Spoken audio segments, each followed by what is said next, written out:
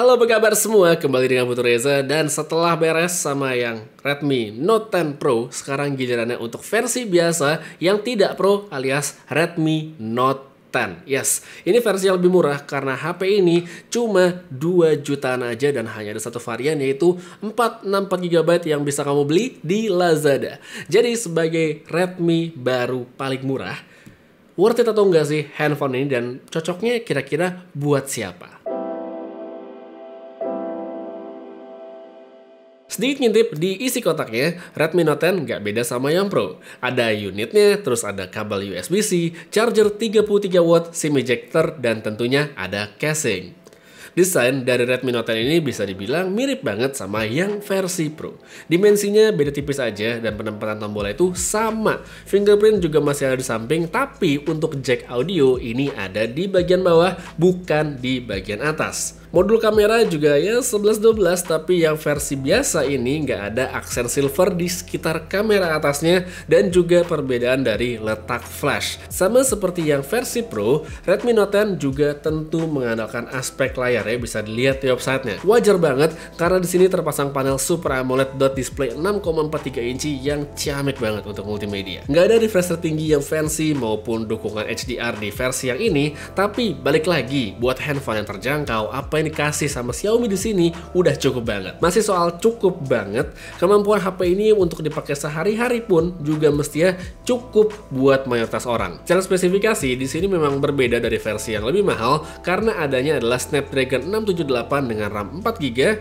penyimpanan 64GB dengan opsi tambahan lewat microSD dan baterai 5000 mAh yang besar serta tahan lama ketika digunakan. Buat ngejalanin sosmed kayak scrolling Twitter, Instagram, atau mantengin TikTok sambil nungguin beduk maghrib, ini udah pasti lancar banget tanpa kendala. Dipakai sekolah online pun juga nggak masalah. Cuma kalau dari saya yang sebenarnya cukup disayangkan itu adalah ya RAM-nya tadi yang hanya 4GB.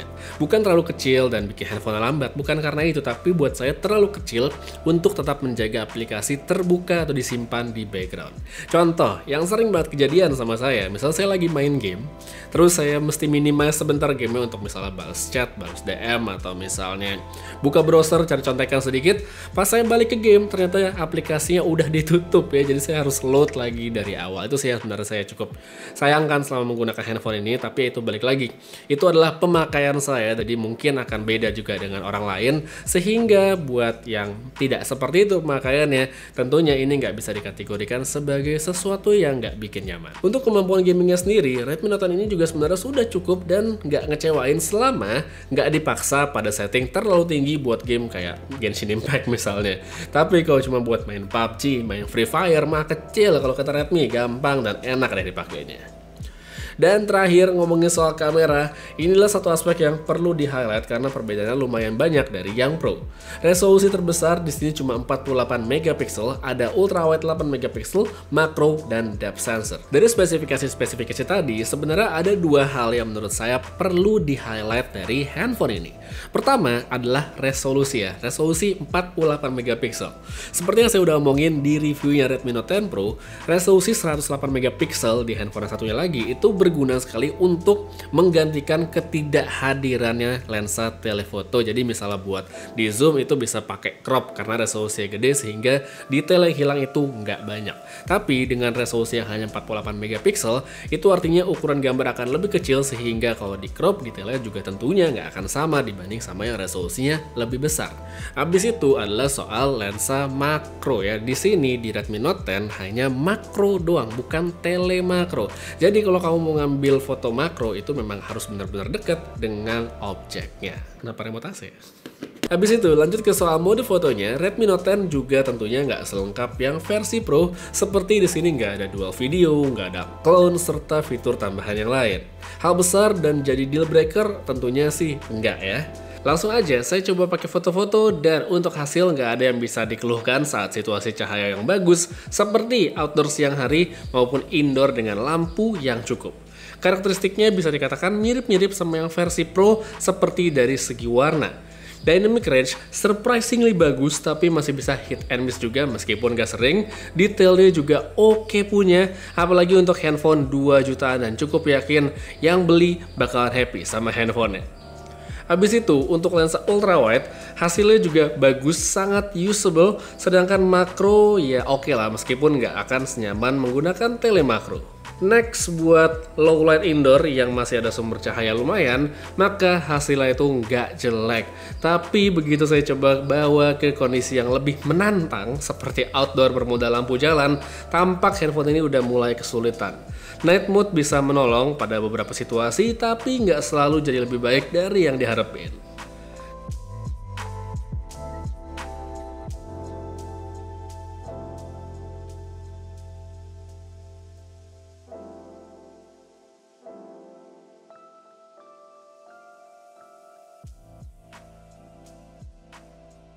Kamera depan buat selfie hasilnya juga tergolong cukup baik dengan hasil yang mirip-mirip kamera belakang.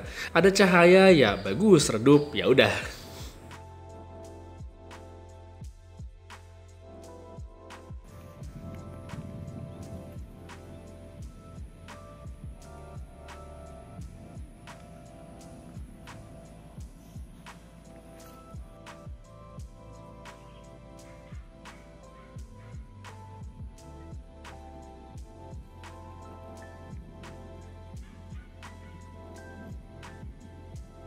Oke, jadi ini dia kamera depannya Redmi Note 10. Kebetulan di sini nggak ada orang ya, lagi sepi banget, jadi saya bisa buka masker, enak.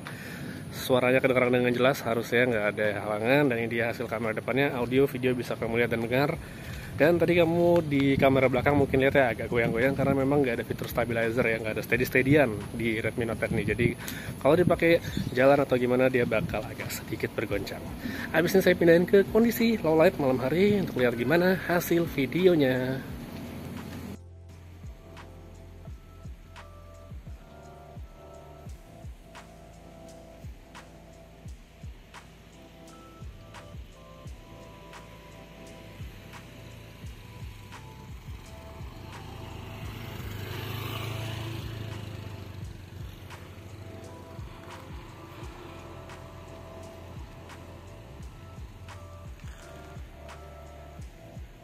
Oke,